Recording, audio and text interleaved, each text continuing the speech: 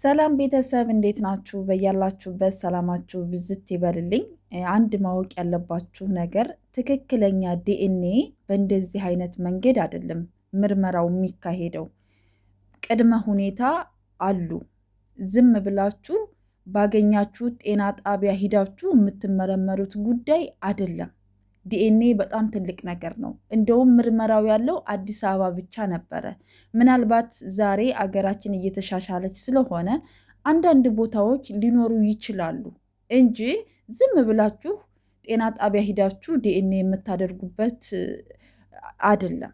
ገባችሁ? ዲኤንኤ እንኳ ሲደረግ ቅድመ ሁኔታዎች አሉ። ተፈራርማችሁ በጣም ብዙ የሚጨረሱ ጉዳዮች አሉ።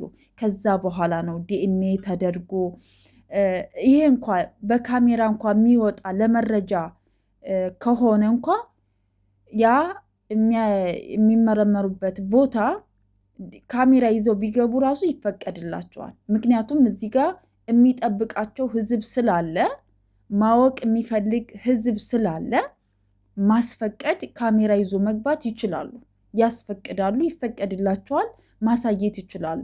ዶክተሩን እኮ አለማሳየት ይችላሉ፣ ግን እሱንና እሷን ልጁን እያሳዩ መቅረጽ ይችላሉ። ይሄ ትክክለኛ ከሆነ ማለት ነው።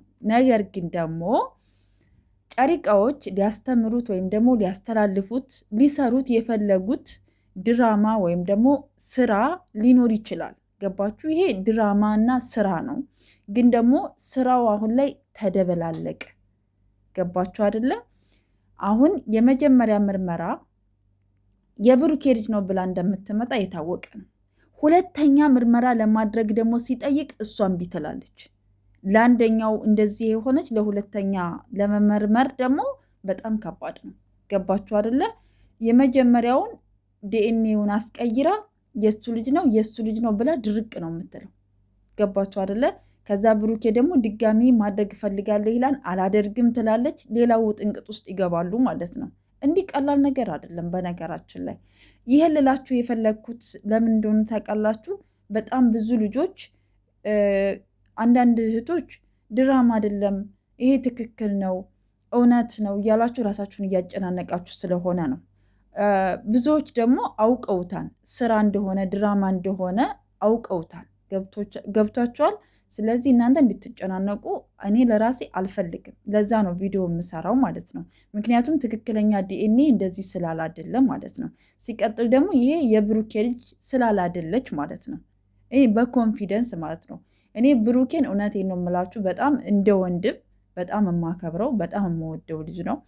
ሀይምዬ ልክ እንደ እህቴ እንደ ትንሽ እህቴ በጣም የምወዳት የማከብራት ልጅ ናት። ሁለቱንም በጣም ነው የምወዳቸው።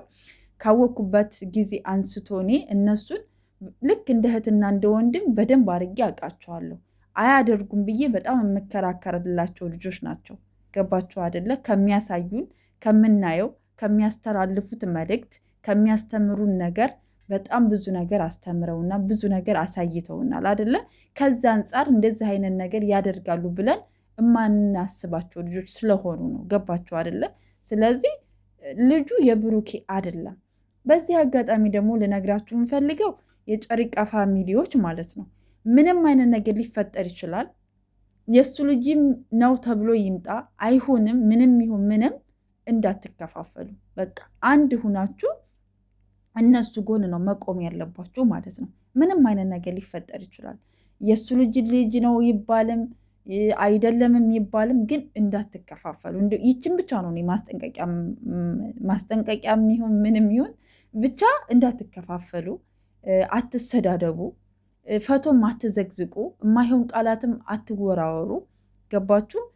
ለመፍረድም አትቸኩሉ፣ ለመናገር አትቸኩሉ። እነሱ ጋር ነው እውነቱ ያለው። ገባችሁ? እኛ መናገር የምንችለው ባየኑ ልክ ነው። ገባችሁ? ባየኑ ልክ ራሱ እንኳ ብንናገር እንኳ የሆነ ነገር በተለያየ መንገድ ማየት፣ መተንተን፣ ማስተዋል ደግሞ ግድ ነው ብዬ አስባለሁ። ምናልባት እነሱ ሊሰሩ የፈለጉት ነገር አለ፣ ሊያስተላልፉ የፈለጉት ነገር አለ። ሁላችሁም እንግዲህ በትዕግስት የሚሆነውን ነገር መጨረሻውን እስከምታዩ ድረስ በትዕግስት ለመጠበቅ ሞክሩ። ሀሳብ አስተያየታችሁ ደግሞ ከስድብ የነጻ አንዱን ከፍ አንዱን ዝቅ ሳታደርጉ እውነተኛ ትክክለኛ ሀሳባችሁን እየጻፋችሁ መስተካከል ያለበት እንደዚህ ቢስተካከል ጥሩ ነው፣ እንደዚህ ቢሆን እንደዚህ ነው ብላችሁ መልእክታችሁን ማስተላለፍ ትችላላችሁ። ምክንያቱም ከመሳደብ ሰውን ዝቅ ከማድረግ ምንም አይነት ነገር ጥቅም አታገኙም። ገባችሁ አይደለ? ደስም አይልም። ሰው ስህተት ሊሰራ ይችላል፣ ትክክል ላይናገር ይችላል። ግን ደግሞ ከዛ ሰው ተሽላችሁ መገኘት ጥሩ ነው ብዬ አስባለሁ። ስለዚህ ብዙ ነገሮች እያየን ነው። ሀይሚን እየዘቀዘቃችኋት፣ ብሩኬንም እየዘቀዘቃችሁት፣ እየሰደባችሁት ምናምን እያየሁ ነው። አንዳንድ ቦታ ላይ ትክክል አይደለም፣ ተገቢም አይደለም። ስራ ነው፣ ይስሩ፣ ምንም ችግር የለብንም። ግን ደግሞ ትክክል ያልሆነበት ቦታ ደግሞ እንደ አንድ አድናቂ ወይም ወዳጅ እንወዳችኋለን፣ እናከብራችኋለን የምትሉ ደግሞ አይ ይሄ ነገር እኮ ትክክል አይደለም፣ የምትሄዱበት መንገድ ትክክል አይደለም፣ ሰዎችን እያስተማረ አይደለም፣ እንትናችሁን ቀይሩ፣ እንደዚህ አድርጉ። ይሄ የወዳጅነት ምክርና አስተያየት ነው እና እንደዛ በማድረግ ትብብራችሁን ግለጹላቸው ማለት እወዳለሁኝ። ግን ደግሞ ዲኤንኤ ሲደረግ በእንደዚህ አይነት መንገድ አይደለም። ስለዚህ ብዙዎቻችሁ አትጨነቁ ለማለት ያክል ነው ማለት ነው። ውድ ቤተሰቦቼ በያላችሁበት ሰላማችሁ ብዝት ይበልልኝ። ለዚህ ቤት አዲስ የሆናችሁ ላይክ፣ ሰብስክራይብ በማለት ቤተሰብ ይሁኑ። ስለምታበረታቱኝ እጅግ አድርጌ አመሰግናለሁ። መልካም ጊዜ ይሁንላችሁ። ጨሪቃዎች ደግሞ ፈጣሪ ይጠብቃችሁ።